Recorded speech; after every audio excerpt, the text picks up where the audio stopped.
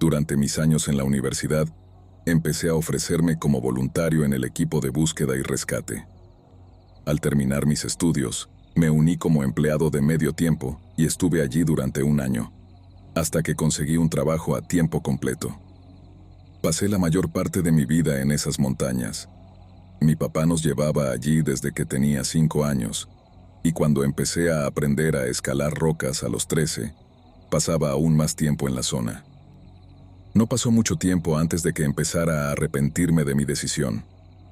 Aguanté casi un año en mi nuevo trabajo, pero al final no pude resistir más el llamado de las montañas. Me puse en contacto con mi antiguo jefe y él accedió a tomarme de vuelta como empleado de tiempo completo. El sueldo era bastante menor, pero estaba dispuesto a hacer el sacrificio. Me quedé allí durante 10 años, hasta que nació mi primer hijo, y tuve que aceptar un empleo mejor pagado en California. Mi memoria ya no es lo que solía ser, y por eso creo que es hora de contar mi historia más importante antes de que se me olvide por completo. Todo comenzó unos meses después de mi regreso al equipo, y tardaría casi 15 años en resolverse. El caso inició con la desaparición de una excursionista. Antes de comenzar su viaje, la mujer se había registrado en la estación de guardaparques cercana. Nos contactaron cuando no volvió a la hora prevista. En cuestión de horas, estábamos todos juntos, nos dieron los detalles y nos lanzamos a la búsqueda.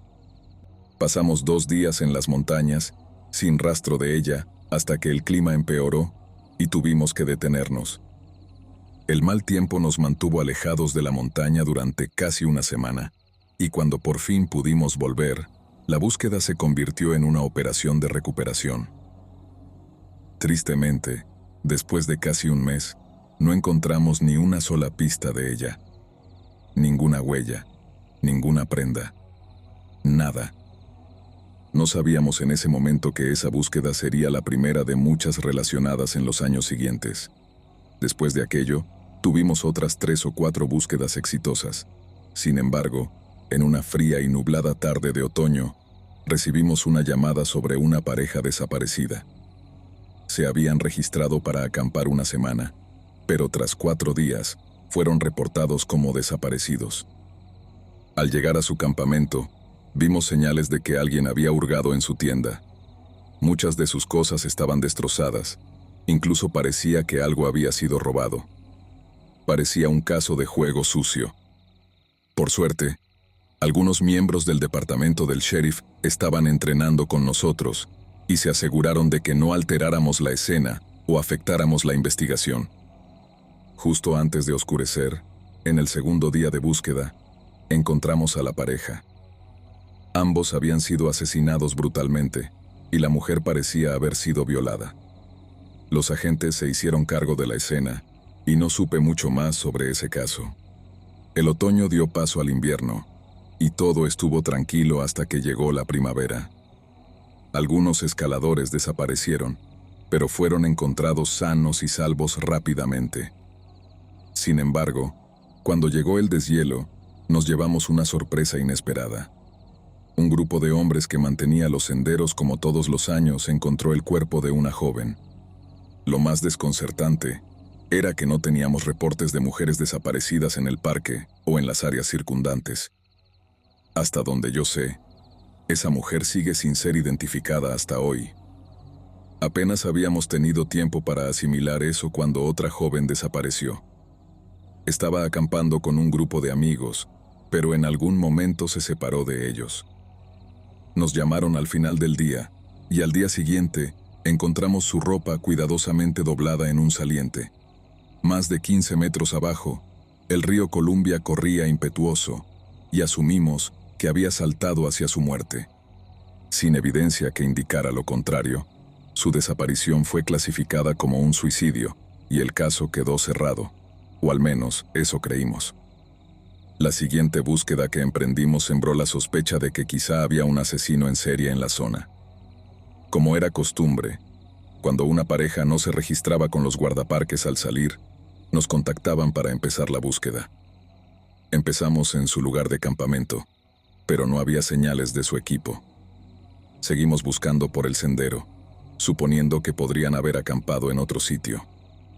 Pasaron 2 días y no encontrábamos ni rastro de ellos. Finalmente, el tercer día, encontramos el cuerpo del hombre en una pequeña cueva. Mostraba signos evidentes de violencia, muy similares a los de las otras víctimas de homicidio que habíamos encontrado en los últimos años. Fue entonces cuando las autoridades empezaron a atar cabos. A partir de ahí, los funcionarios locales hicieron todo lo posible para mantener la situación en secreto. Temían que esto pudiera afectar gravemente el turismo, del cual dependía mucho la economía local. Incluso cuando la prensa se enteró, lo negaron y lo tacharon de teoría conspirativa. Afirmaron que la mayoría, si no todas las muertes, se debían a ataques de animales.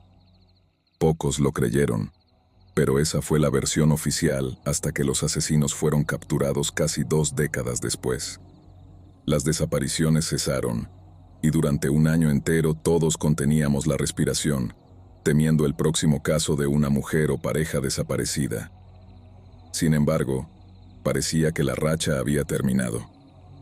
Cuando dejé el equipo de búsqueda y rescate, me alejé de ese capítulo de mi vida. A veces hablaba con amigos de esa época, pero las desapariciones y asesinatos nunca volvían a salir en las conversaciones. Hasta que un día, de la nada, recibí un correo electrónico de un viejo amigo. Habían pasado más de 15 años desde los crímenes, y lo que vi al abrir el enlace me dejó boquiabierto.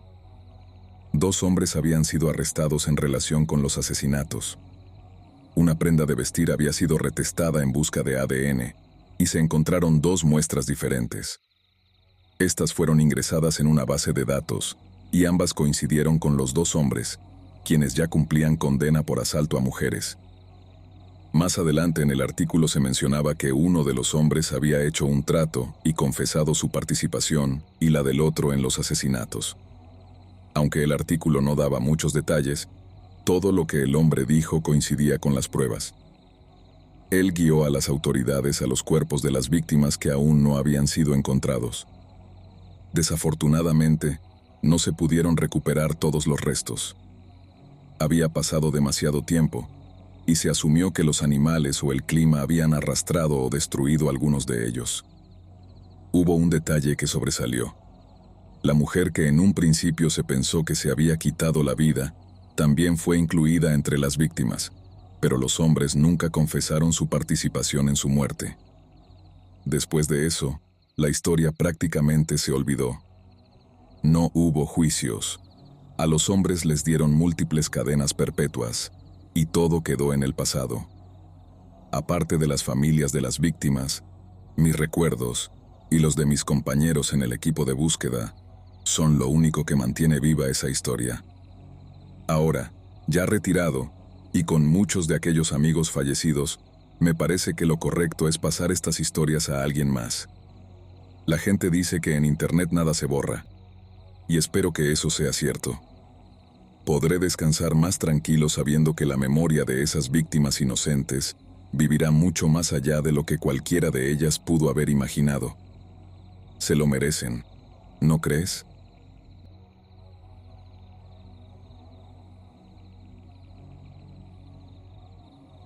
No recuerdo un tiempo en mi vida antes de que las montañas se volvieran una parte de mí.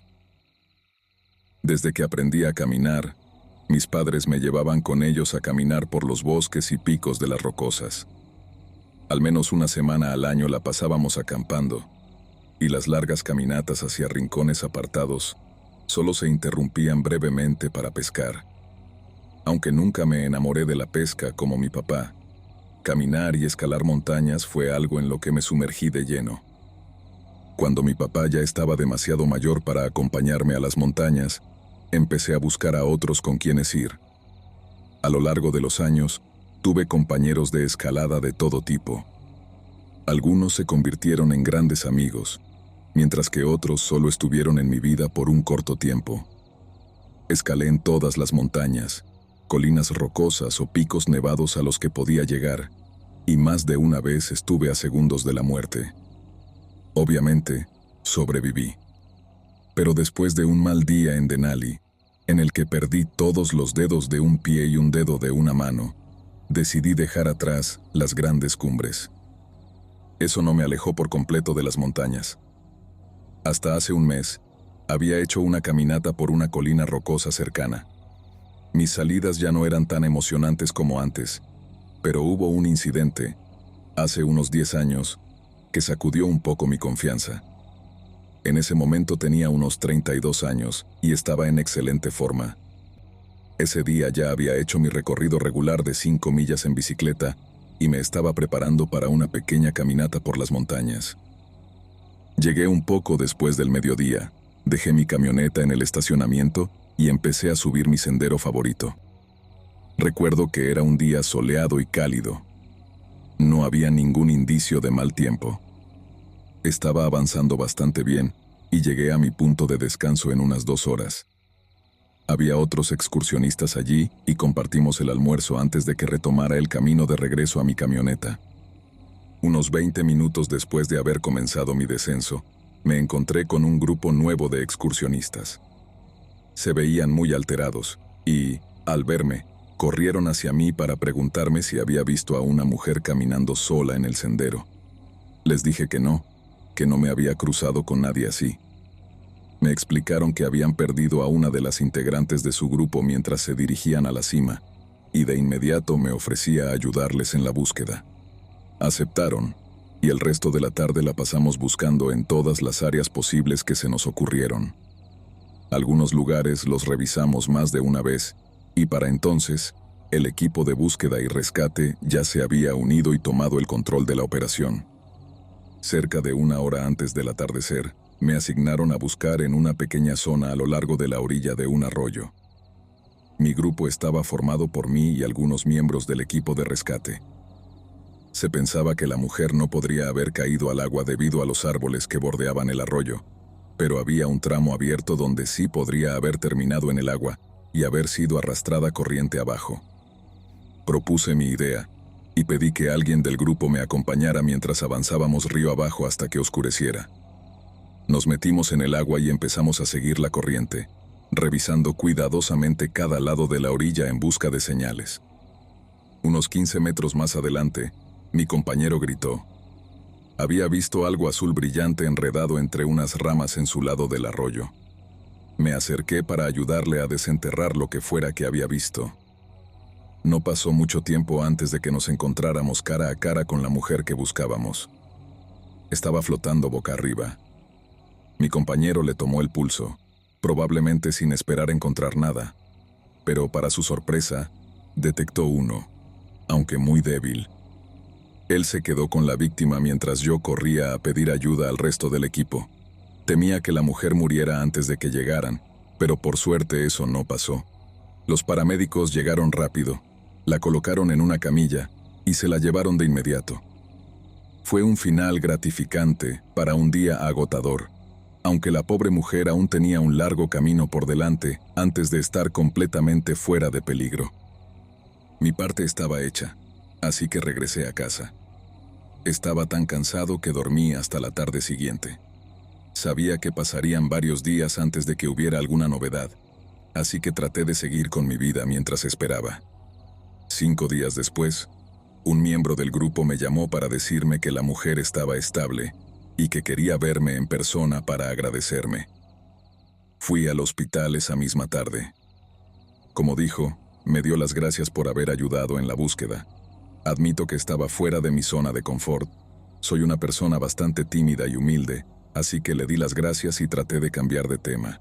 Con el tiempo, ella me contó lo que había sucedido aquel día en la montaña.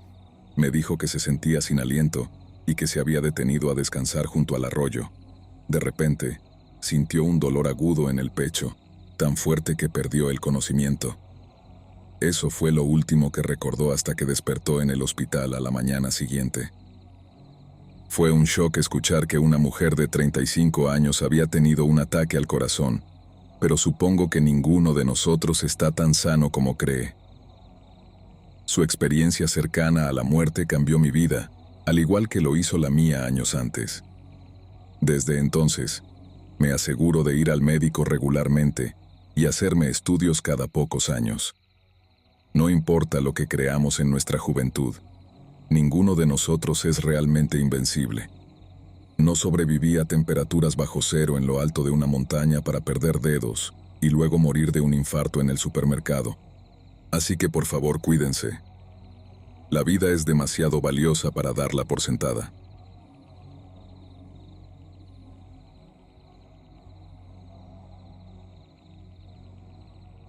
Crecí en un vecindario que estaba bastante apartado, en las afueras del pueblo. No mucha gente de fuera sabía que existíamos. El desarrollo había sido construido en una antigua granja, y la mayor parte de la tierra que quedaba sin desarrollar era bosque. Siendo niños sin mucho que hacer, pasábamos la mayor parte de nuestros días en esos bosques. Había un club improvisado allí desde que tenía memoria, pero un verano lo reconstruimos por completo, mejorándolo. Ese nuevo club se convirtió en nuestro refugio, en un lugar donde podíamos alejarnos de nuestras vidas complicadas. Muchos de nosotros veníamos de familias difíciles, y el club nos ofrecía un escape del caos. Uno de nuestros amigos, cuyo hogar se había vuelto insoportable por el divorcio de sus padres, llegó a pasar todo un verano viviendo allí. Para ser honesto, creo que ni siquiera se dieron cuenta de que había desaparecido. Los demás íbamos y veníamos a todas horas, de día y de noche, y el lugar nos servía especialmente los días que decidíamos faltar a la escuela. Durante los meses cálidos, pasábamos mucho tiempo nadando y pescando en un arroyo cercano. De hecho, fue allí donde aprendí a nadar. Teníamos una cuerda atada a un árbol para saltar al agua, aunque el arroyo rara vez era lo suficientemente profundo para usarla. Cuando no estábamos en el agua, nos adentrábamos más en el bosque, explorando. En una de nuestras aventuras, encontramos un campamento de personas sin hogar, a unos 400 metros del club, al otro lado del arroyo. Al principio, nos daba miedo acercarnos demasiado, así que nos quedábamos en una colina, desde donde los veíamos beber y a veces pelearse entre ellos. Eso nos entretenía durante horas. Pero con el tiempo, nuestra curiosidad creció y lamentablemente, también nuestra crueldad. Creo que esa actitud nos llevó a perder a uno de los nuestros de una manera horrible. Durante el primer año, mantuvimos la distancia, y los sin techo no tenían idea de que estábamos allí, o eso creíamos. No sé cómo descubrieron que los espiábamos, pero cuando lo hicieron, desataron su furia contra nosotros. Una noche, mientras estábamos en la colina como de costumbre, uno de ellos comenzó a gritarnos e insultarnos. Recuerdo que tenía mariposas en el estómago. Apenas tendría unos 10 o 11 años, y cualquier adulto que me gritara me asustaba. Algunos de los chicos le devolvieron los insultos, pero nada grave. A partir de ese momento, sabiendo que nos habían descubierto, la diversión de observarlos desapareció.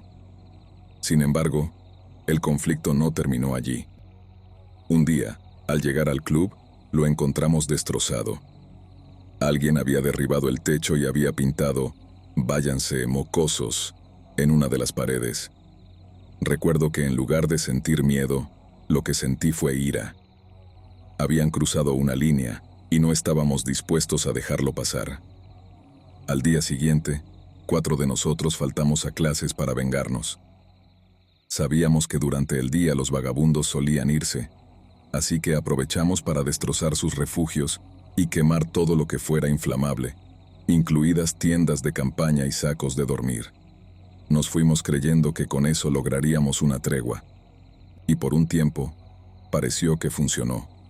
No hubo represalias, y seguimos con nuestras vidas. Pero con el tiempo, nuestra curiosidad volvió, y algunos regresaron a la colina. Poco a poco, los insultos volvieron a intercambiarse. Eventualmente, alguien comenzó a lanzar piedras, y pronto eso se convirtió en la norma. No sé si llegamos a herir a alguno de ellos o ellos a nosotros, pero la situación escaló hasta que un día, los sin hogar regresaron al club y lo destruyeron por completo. Ni un rastro de metal o madera quedó. Pensamos que tal vez el dueño del terreno lo había hecho, pero luego uno de ellos se jactó de haber sido el responsable. Eso nos enfureció, y fuimos al campamento a vengarnos de nuevo. Para nuestro asombro, vimos que parte de su refugio estaba construido con el metal de nuestro club. Esto nos desató. En lugar de quemar sus cosas, decidimos humillarlos. Mientras algunos de los chicos llevaban el metal a otro lugar, los demás orinamos en todo lo que pudiera absorberlo, y uno de ellos, incluso, defecó en una mesa. Lo que había comenzado como juegos de niños, ahora se había convertido en algo feo. Pero pronto, los adultos decidieron que ya era suficiente. El mayor de nosotros tenía 14 años, y el resto éramos más jóvenes. Mike, uno de mis amigos más cercanos, tenía 12 años. Vivía a una calle de la mía, y aunque su vida familiar era normal hasta que su padre falleció en un accidente de moto, su madre empezó a trabajar sin descanso para mantener la casa, lo que lo dejaba solo la mayor parte del tiempo. A veces se quedaba en la casa de alguno de nosotros, pero cuando no era posible, pasaba la noche en el club. Una noche, Mike decidió quedarse solo en el club. Nos pidió que lo acompañáramos, pero ninguno pudo. Es algo que, hasta el día de hoy, me arrepiento profundamente. Probablemente pude haberme escapado por la ventana y haber pasado algunas horas con él, pero simplemente no tenía ganas. Al día siguiente, varios de nosotros nos reunimos para hacer los últimos retoques en el nuevo club. No hablamos mucho de Mike, asumimos que estaría allí cuando llegáramos. Cuando no lo encontramos, tampoco nos preocupamos demasiado. Pensamos que estaría en casa o con su madre. Más tarde, cuando pasé por su casa, su madre me dijo que no había regresado la noche anterior. Se veía preocupada, pero yo ignoré la situación y volví a casa. A la mañana siguiente, me desperté con un caos. La madre de Mike estaba desesperada, preguntándome si sabía dónde estaba. Estaba tan confundido que no supe qué decirle. Mike no había vuelto a casa, y aunque su madre había llamado a todos los conocidos, nadie sabía nada de él. Al final, fuimos a la escuela como cualquier otro día, aunque todos teníamos nuestras teorías sobre lo que le había sucedido, desde secuestros alienígenas hasta cosas más absurdas. Pero solo nuestro grupo sabía de la guerra con los vagabundos. Uno por uno, nos sacaron de clase para interrogarnos. Ninguno dijo nada. Sabíamos que si contábamos lo que había estado sucediendo, lo perderíamos todo. Pero al final, no importó. Alguien les contó a los policías sobre el tiempo que pasábamos en los bosques, y pronto descubrieron todo. El club, el campamento, todo. La policía organizó un equipo de búsqueda y rescate, y muchos vecinos se unieron. Ver a todos esos adultos recorriendo el bosque fue desgarrador. Sabíamos que nuestra pequeña guarida, nuestro santuario, nunca sería el mismo. Sin embargo, los vagabundos mantuvieron la boca cerrada, al igual que nosotros. Quizás teníamos más en común de lo que creíamos. Después de días de búsqueda, no encontraron ni rastro de Mike. Su cuerpo nunca apareció, y nadie fue acusado de su desaparición. Todavía me gusta pensar que Mike escapó, que encontró una familia que lo acogió, y que vive feliz en algún lugar.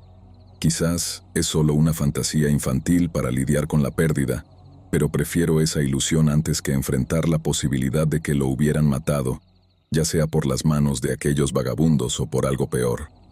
Después de todo aquello, intentamos reconstruir el club, pero ya no era lo mismo. Habíamos crecido, nuestros intereses habían cambiado, y lo más importante, el corazón de nuestro grupo, Mike, ya no estaba.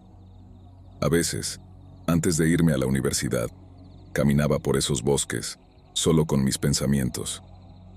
Aún sentía esa extraña sensación de vacío, pero también una presencia familiar y melancólica. En esos momentos, era como si Mike siguiera conmigo, como si nada hubiera cambiado.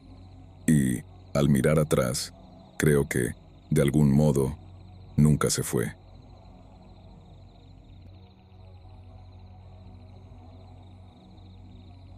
Hace unos 20 años, cuando era un joven scout, decidí seguir los pasos de mi padre. Él había sido scout también y alcanzó el rango de águila. lo que me inspiró a querer hacer lo mismo. Nuestro líder scout, que además era amigo personal de mi papá, siempre nos animaba a hacer el mayor trabajo voluntario posible, y eso fue lo que me llevó a involucrarme en las labores de búsqueda y rescate. En el condado no había necesidad de un equipo permanente, ya que las desapariciones eran bastante raras, y no había recursos suficientes para mantener un grupo especializado. Mi primera experiencia en el tema fue cuando la hija de un anciano reportó su desaparición.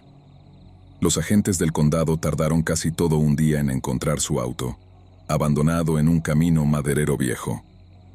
El tamaño del bosque que lo rodeaba era demasiado grande para que lo pudieran cubrir solos, así que contactaron a nuestro líder scout para pedir ayuda, y nosotros respondimos al llamado.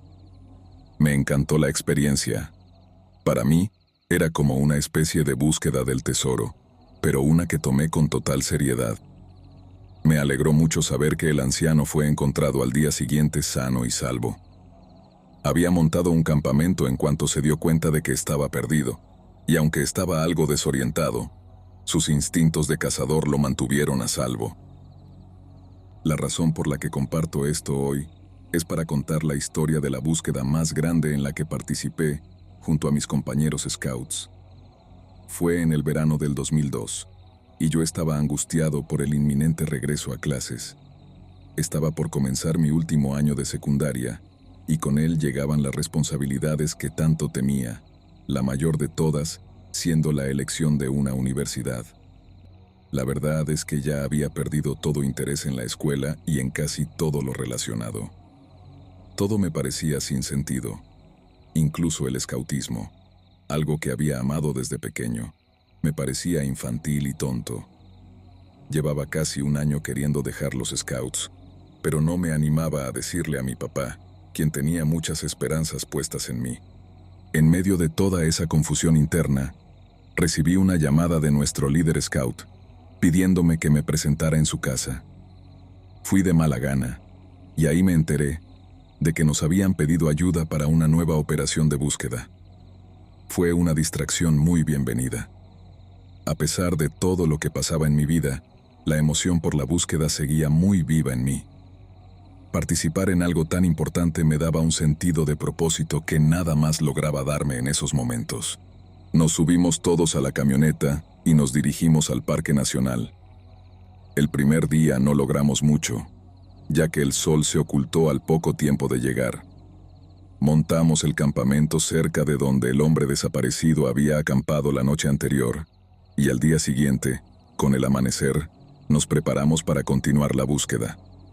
Ese día fue más fructífero. Varias personas nos dijeron que habían visto al hombre, y una mujer incluso habló con él brevemente. Según ella, no mostraba señales de estar preocupado y estaba, según sus palabras, de buen humor. A pesar de toda la información que conseguimos, el hombre seguía sin aparecer. Al tercer día, la urgencia en el grupo era palpable. Sabíamos que, sin agua, una persona solo podría sobrevivir unos 3 días, con suerte. Llegué a pensar que quizás había salido al bosque para acabar con su vida, pero el relato de la mujer me daba un poco de esperanza. Alrededor del mediodía, llegamos a un complejo de cuevas. No eran mucho más que una serie de túneles pequeños por los que apenas se podía gatear. Nos dividimos en parejas para revisar cada cueva. Mi amigo y yo estábamos llegando al final de la segunda cueva cuando notamos un derrumbe. Al principio, solo veíamos rocas y tierra, pero mi amigo vio algo que no encajaba. Al acercarnos, empezamos a mover las rocas y, de repente, una pierna se movió. No pasó mucho tiempo antes de que el resto de los scouts se unieran a nosotros en la cueva. Algunos corrieron en busca de ayuda mientras seguíamos excavando. No podía creer que el hombre hubiera sobrevivido con tantas rocas encima y, mucho menos, casi 3 días más bajo esas condiciones. En menos de 10 minutos, logramos despejar suficiente espacio para ver su rostro. Abrió los ojos, aunque débilmente, y uno de los adultos le ofreció agua. Él la arrebató y bebió con una ferocidad que me aterrorizó. Nunca había visto ese nivel de desesperación en una persona, y espero no volver a verlo jamás. Llegaron los paramédicos y lo llevaron de inmediato. No lo volví a ver hasta varios meses después. Ya estaba a mitad de mi último año de secundaria cuando recibí un mensaje de mi ex líder scout.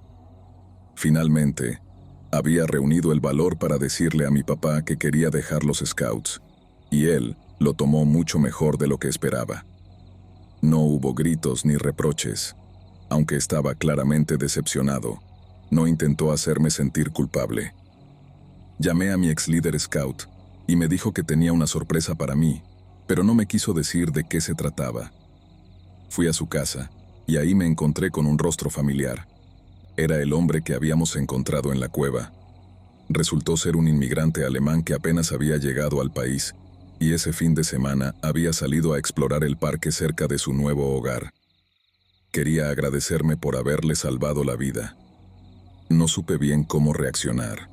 Solo pude darle las gracias y estrecharle la mano. Hablamos durante 1 hora, y antes de irse, me dio un abrazo fuerte. Es un día que nunca olvidaré, y me alegra haber podido hablar con él en mejores circunstancias. Desde entonces, nos mantenemos en contacto por email, y cada año, por Navidad, recibo una tarjeta con una foto de su familia. Desde aquel día, se casó y tuvo 5 hijos. Aunque no logre nada más en la vida, siempre podré decir con orgullo que salvé una vida.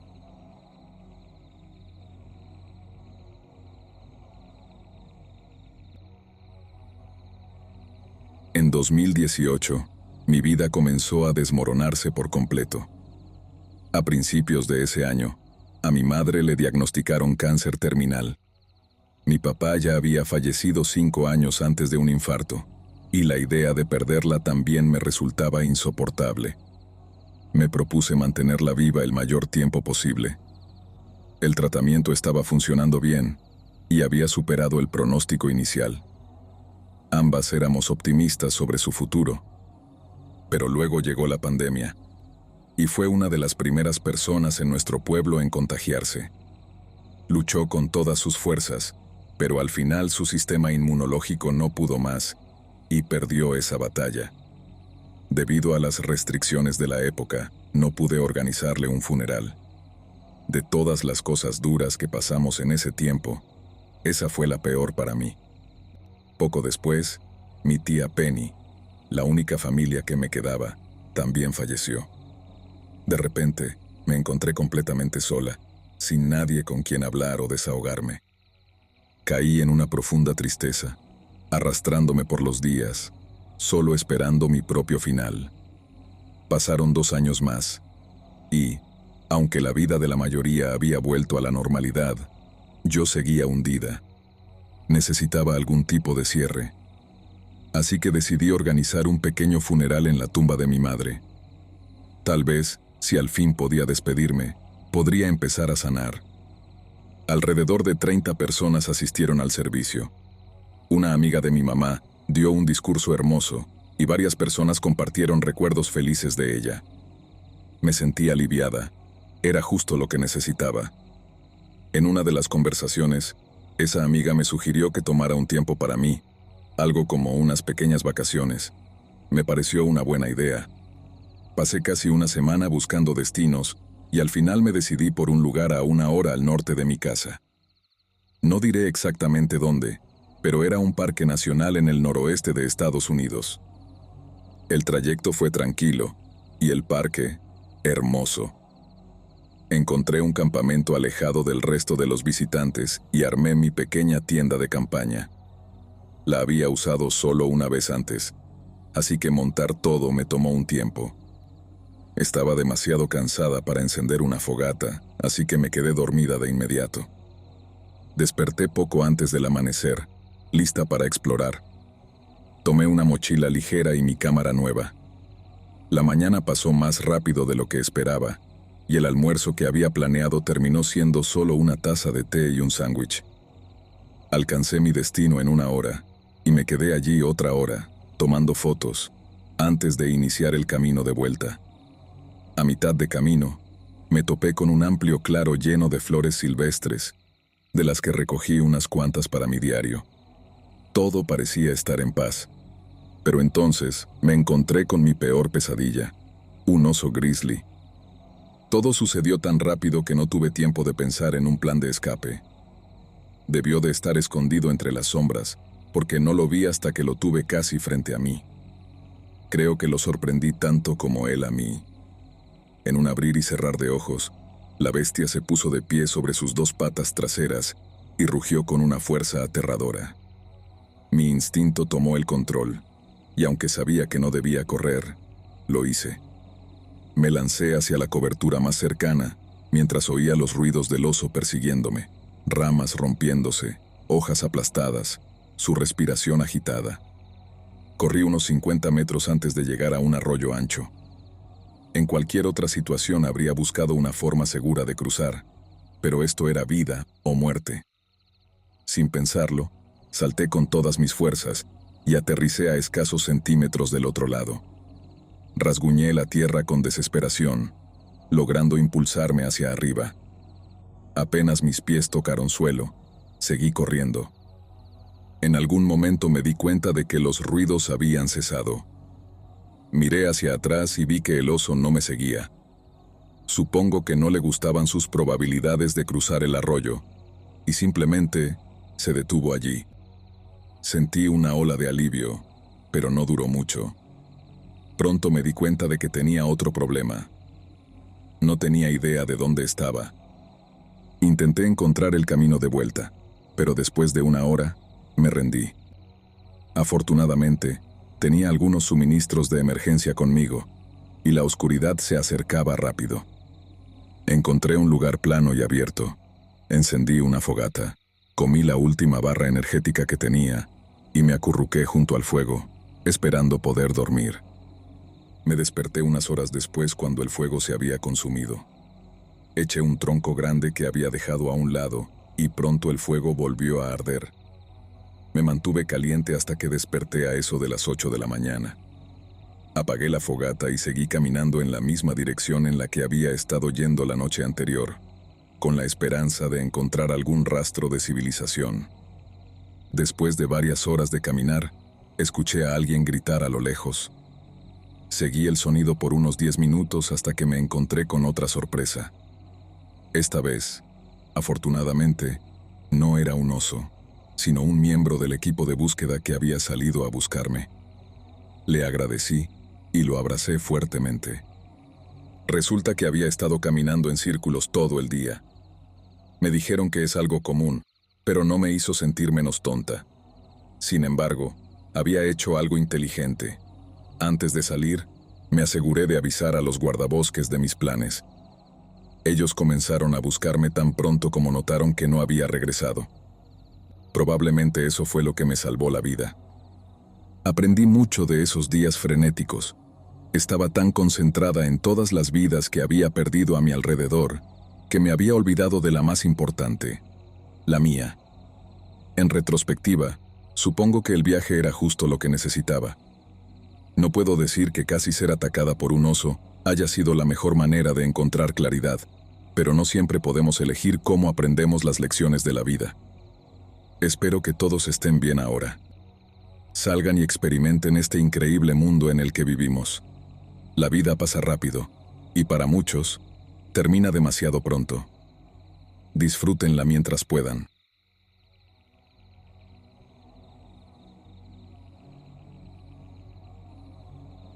En una fiesta en 2010, un amigo en común nos presentó. Desde el primer momento me sentí atraído por ella, pero me costaba creer que una chica tan hermosa pudiera tener algo en común conmigo. Eso cambió cuando mencionó que le gustaba el ciclismo de montaña. En ese instante, captó toda mi atención. Había estado compitiendo en carreras de mountain bike desde mi adolescencia, algo que me tomaba muy en serio. Tanto que mis amigos y yo habíamos construido nuestro propio circuito de cross country a mano un verano. Nunca había conocido a una chica tan atractiva que compartiera alguno de mis intereses, mucho menos mi hobby favorito. Con el tiempo, entendí que por eso nuestro amigo nos había presentado. Nos sentamos en un rincón tranquilo de la casa y hablamos hasta que salió el sol. Después, Fuimos a desayunar, solo los dos, y seguimos conociéndonos mejor. Era una experiencia surrealista, y temía que, al acabar, despertaría solo en mi pequeño apartamento. Decirle adiós esa mañana fue una de las cosas más difíciles que había hecho. Habíamos hecho planes para salir a montar en bici juntos el fin de semana siguiente, pero tenía serias dudas de que eso realmente sucediera. El sábado siguiente, estaba en Target comprando algunas cosas cuando recibí un mensaje de Holly. En mi inseguridad, pensé que mis amigos me estaban gastando una broma. Les había contado lo increíble que me parecía ella, y a veces, los chicos pueden ser crueles entre ellos. Sin embargo, ella me aseguró que realmente era ella. Aún así, mientras conducía hacia las montañas, seguía siendo escéptico. Pero cuando llegué al estacionamiento y la vi, todo se volvió real. Mi estómago se hundió al verla. Aquello sería la prueba definitiva para ambos. Yo vería si ella era todo lo que había idealizado en mi cabeza, y ella descubriría si yo valía la pena. Desde el momento en que comenzamos a pedalear por el sendero, fue una competencia constante. Ninguno de los dos quería ceder ni un centímetro. Aunque logré mantener la delantera, ella me dio una buena batalla. Al final del día, ambos habíamos pasado la prueba con creces, al menos a mis ojos. Para no alargarme demasiado, resumiré los años siguientes en una frase. Nuestra relación se transformó en un amor profundo, y empezamos a planear nuestra boda después de graduarnos. Nos conocimos en el segundo año de la universidad, así que no teníamos prisa por dar ese paso final. Para nosotros, si estábamos destinados a estar juntos para siempre, esperar a terminar nuestros estudios no cambiaría nada. Por mi parte, no estaba seguro de que llegáramos hasta el final, pero eso era más por mi inseguridad que por otra cosa. Cuando llegó el día de la boda, aún tenía una pequeña sensación de miedo en el fondo de mi mente. No recuerdo haber respirado hasta que estábamos en el coche camino al aeropuerto. De ahí, partimos hacia nuestra luna de miel en Colorado. Naturalmente, gran parte del viaje lo dedicaríamos a recorrer senderos en bici por la montaña. Sería un viaje inolvidable, en todos los sentidos. Los primeros días los pasamos viendo los paisajes y visitando amigos en la zona. No fue hasta el cuarto día que finalmente nos aventuramos en los senderos. No teníamos planes de hacer ninguna locura, ni competir ni nada por el estilo. Eso lo dejaríamos para futuros viajes. Solo queríamos disfrutar del lugar y la naturaleza.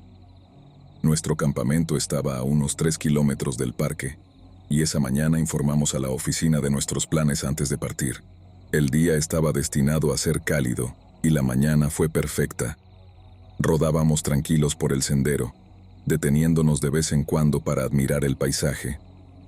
Pero mientras nos dirigíamos al lugar donde habíamos planeado almorzar, nuestra competitividad tomó el control.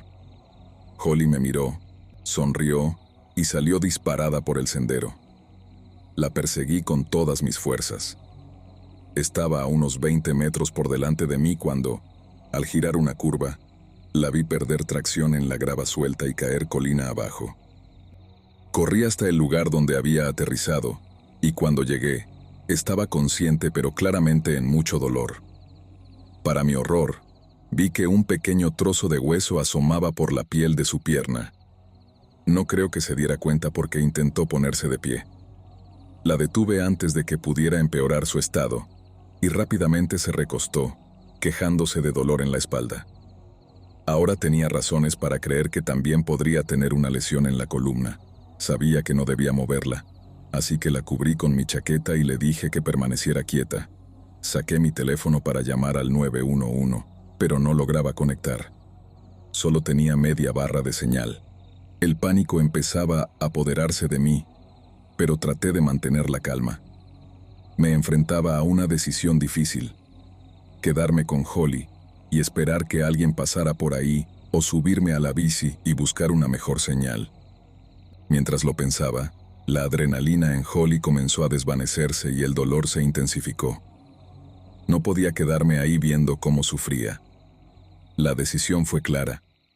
Me senté a su lado, Le expliqué la situación, y aunque estaba asustada, ambos sabíamos que era lo que tenía que hacer.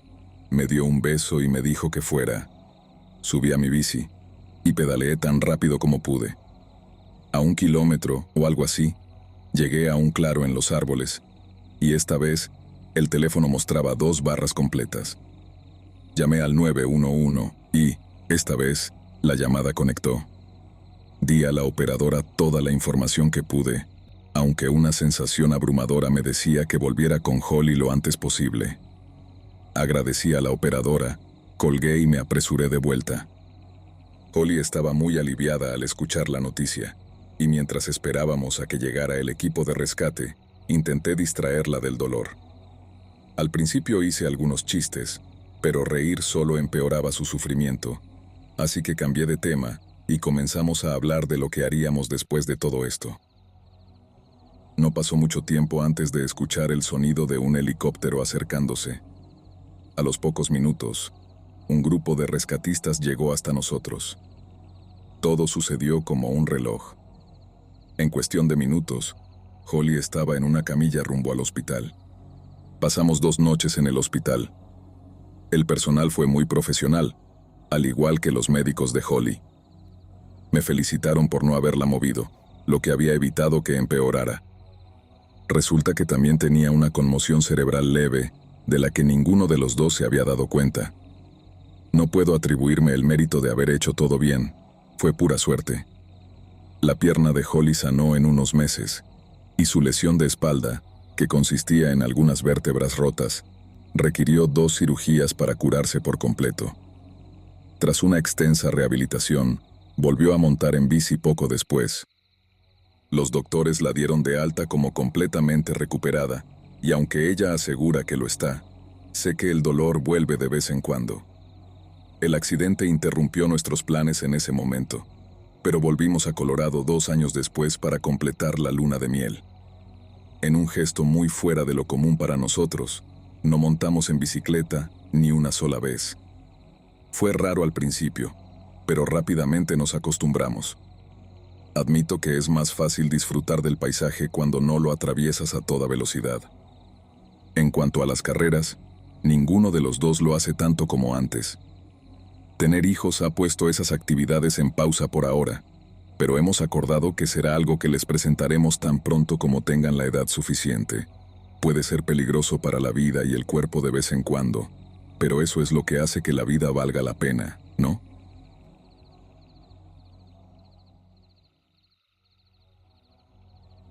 A los 18 años conocí al hombre que cambiaría mi vida para siempre, y esta historia es sobre él. Caleb West nació en 1955, en una parte remota de Montana. Desde muy pequeño, pasaba su tiempo en los bosques y montañas cercanas. Era un naturalista, un tirador experto y un cazador, habilidades muy útiles para ayudar a su familia a sobrevivir los duros inviernos de Montana. A los 14 años, Caleb empezó a escalar rocas y, por pura casualidad, se encontró con un grupo de chicos mayores durante un campamento.